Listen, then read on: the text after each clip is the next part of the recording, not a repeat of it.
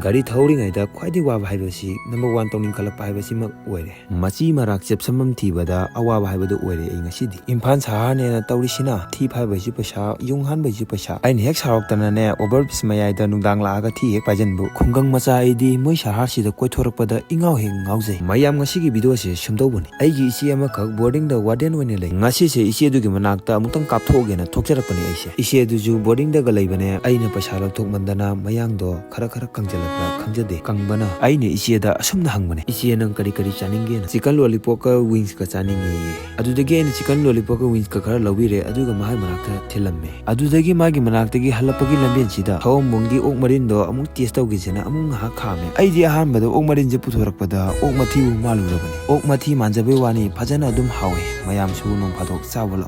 Saba loiraba matung adudagi ai yum mai kai panglakle mayam adudi ngasigidi kainarasi.